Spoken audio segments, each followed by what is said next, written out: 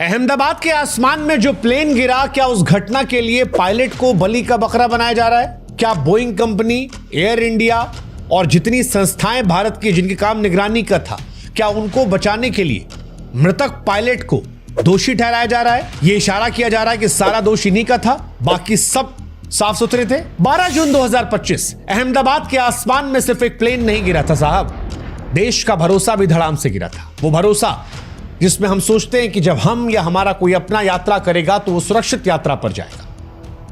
लेकिन अब जिस तरह से पायलट पर दोष मढ़ा गया है कि सारी जिंदगी को लेने के लिए सिर्फ पायलट जिम्मेदार है, यह सवाल मन में आ रहा है कि क्या बोइंग कंपनी, एयर इंडिया अपनी जवाबदेही से पल्ला झाड़ रही है? क्या यह भी 737 मैक्स की तरह एक कवर अप है, जहां डिजाइन की खामियों को छिपाकर पायलट को बलि का बकरा बना लिया गया? क्योंकि पहले चेतावनी थी बोइंग के फ्यूल स्विच डिजाइन की खामी को लेकर, लेकिन उसे नजरअंदाज किया गया। अब क्या तकनीकी खामी को दबाकर केवल पायलट के गलती की कहानी गढ़ी जा रही है? और क्या 30 साल के अनुभवी पायलट बिना वजह स्विच को बंद कर देंगे?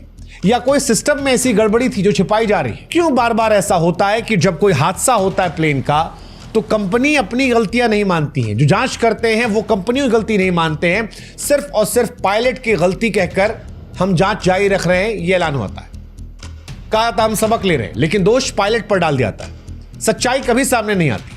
क्या बड़े नाम और जवाबदेह लोग बचते रहते हैं और हर बार लाशों के ढेर पर सिर्फ मौन खड़ा रहता है? यह सवाल इसलिए उठ रहा है क्योंकि पायलट पर इल्जाम लगाया गया है और अब हम पूछ रहे हैं, क्या साजिश की आड़ में सच छिपाया जा रहा है? 12 जून की सुबह एयर इंडिया की फ्लाइट AI 171 टेक ऑफ के कुछ ही सेकंड बाद क्रैश हो जाती है। विमान सिर्फ 650 से 825 फीट की ऊंचाई तक पहुंचा था। दोनों इंजन अचानक बंद हो गए। पायलट ने उस वक्त मेडे कॉल दी, लेकिन वक्त कम था। कॉकपिट की रिकॉर्डिंग भी सामने आई, जिसमें पायलट जो है वो खुद चौंक गए थे। एक ने पूछा, स्विच क्यों बंद कर दिया? जवाब मिला, मैंने कुछ नहीं किया। सवाल उठता है कि क्या इतने अनुभवी पायलट ऐसी गलती कर सकते हैं जिसमें उनकी जिंदगी पर भी खतरा हो? FAA की रिपोर्ट बताती है कि फ्यूल कट ऑफ स्विच को बंद करना आसान नहीं है और यह जानबूझकर किया जाने वाला कदम होता है, यह अनजाने में नहीं होता। दोनों स्विच कुछ सेकंड के अंतर से बंद हुए थे और फिर ऑन हुए। यह किसी और तकनीकी गड़बड़ी की तरफ इशारा करता है।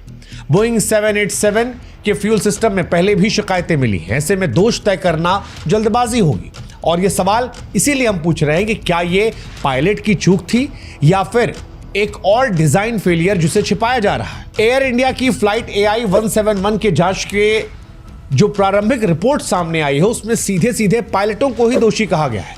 32 सेकंड बाद जो इंजन फ्यूल सप्लाई बंद हुई, उसमें पायलट को दोषी ठहरा दिया गया। जांच रिपोर्ट इसी बात के आधार पर पायलटों पर सवाल उठा रही है। लेकिन सवाल यह है, क्या इतनी जल्दी किसी नतीजे पर पहुंचना सही है? क्योंकि अल्फा इंडिया जो पायलटों की संस्था है, वो इस जांच को एक तरफा कह रही है कि पायलटों को बलि का बकरा बनाया जा रहा है। वैसे सोचने वाली बात यह भी है कि कैप्टन सुमित सभरवाल जैसे अनुभवी पायलट, जिन्हें 30 साल से ज्यादा का अनुभव था, और फर्स्ट ऑफिसर कुंदर, जिनके पास हजारों घंटे की उड़ान का अनुभव था, क्या वो ऐसी बुनियादी गलतियां कर सकते हैं? सवाल यह भी उठता है कि इमरजेंसी लोकेटर ट्रांसमीटर ELT का ना चलना भी क्या पायलट की गलती थी? ELT दरअसल एक तकनीकी उपकरण है जो विमान हादसे के बाद मदद के लिए सिग्नल भेजता है। अगर वो काम नहीं कर रहा था तो क्या उसकी जिम्मेदारी ही पायलट की, या फिर ये किसी और तकनीकी गड़बड़ी या मेंटेनेंस की लापरवाही का नतीजा था? वैसे इस घटना को लेकर एक मानवीय पहलू भी है। सबसे बड़ा सवाल यह कि जब दोनों पायलट इस हादसे में जान गंवा चुके हैं तो वो अपनी सफाई नहीं दे सकते। उनकी कोई आवाज अब उनके पक्ष में नहीं उठ सकती। ऐसे में जांच एजेंसियों की जिम्मेदारी और ज्यादा बढ़ जाती है कि वो निष्पक्षता से काम करें, ताकि जिन पायलट्स ने अपनी जान गंवाई है उन पर बाकी लोगों की जान लेने का कम से कम आरोप ना लगे। किसी गलती साबित करने से पहले हर पहलू की जांच होनी चाहिए, वरना यह सिर्फ तकनीकी हादसा नहीं बल्कि इंसाफ का गला घोटने जैसा होगा। और वैसे भी बोइंग जो जहाज है उसका काला इतिहास है। बोइंग दुनिया की सबसे बड़ी विमान बनाने वाली कंपनी है। एक समय तो उसका अकेले ही बोलबाला था, लेकिन इसका इतिहास कई बड़े हादसों और विवादों से भरा है।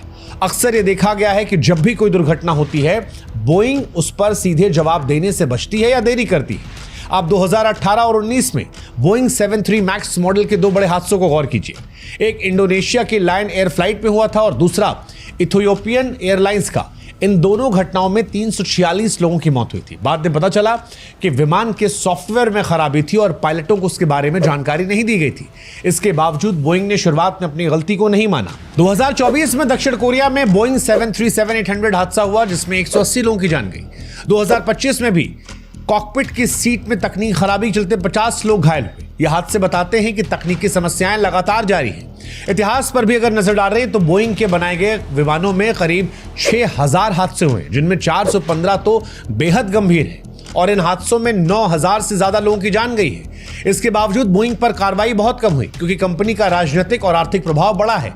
अमेरिका जैसे देशों में बोइंग का सरकार से गहरा जुड़ाव है जिससे कई बार सुरक्षा एजेंसियां नरमी दिखाती हैं। अहमदाबाद हादसे का हालिया उदाहरण देखें तो बोइंग ने अब तक कोई भी साफ बयान नहीं दिया है। शुरुआती जांच में विमान ने खामी को पूरी तरह से जिम्मेदार नहीं बताया गया, जबकि FAA ने पहले ही 2018 में कुछ चेतावनियां दी थी जिन्हें नजरअंदाज किया गया। साफ है कि बोइंग का इतिहास केवल तकनीकी सफलताओं का नहीं बल्कि लापरवाही, देरी से जवाब देने और हादसों के बाद जवाबदेही से बचने का रहा है। जब तक बोइंग और ज्यादा ट्रांसपेरेंसी और जिम्मेदारी को नहीं अपनाएगा तब तक यात्रियों की सुरक्षा पर सवाल उठेंगे। एक सवाल यह भी कि पायलट पर दोष मढ़ना क्या 737 मैक्स की तरह कवर अप है? क्या इतिहास दोहरा रहा है? क्योंकि 2018-19 में जब 2 737 मैक्स विमान हादसे का शिकार हुए थे तब भी बोइंग ने शुरुआत में पायलट पर सवाल खड़े किए थे। कहा गया कि ये ह्यूमन एरर था जिसकी वजह से घटना हुई, लेकिन जब जांच आगे बढ़ी तो पता लगा कि सॉफ्टवेयर के इश्यूज थे जिसे छिपाया गया था और बोइंग ने इस बारे में ना पायलट को जानकारी दी, ना सुधार किया। कंपनी ने चुप्पी साधी। जब सच बाहर आया तब तक 346 लोगों की मौत हो चुकी थी। अब सवाल ये कि अहमदाबाद में भी वही पुराना खेल चल रहा है। AI-171 पायलट के हादसे में शुरुआती रिपोर्ट में पायलटों को निशाने पर लिया गया। टेक ऑफ के 32 सेकंड बाद इंजन फ्यूल की सप्लाई बंद हुई थी। कॉकपिट में दर्ज बातचीत के आधार पर ही सारा इल्जाम पायलट पर है, लेकिन सवाल फिर वही कि चेतावनी पुरानी थी। अगर उस चेतावनी को गंभीरता से लिया जाता तो ये त्रासदी टल सकती थी। बोइंग का पुराना रिकॉर्ड भी कहता है कि जब भी हादसा होता है कंपनी रणनीति बनाती है, पायलट पर दोष डालो, तकनीकी खामी से ध्यान भटकाओ, चुप्पी साध लो। क्या इस बार भी वही चल रहा है और क्या ये जांच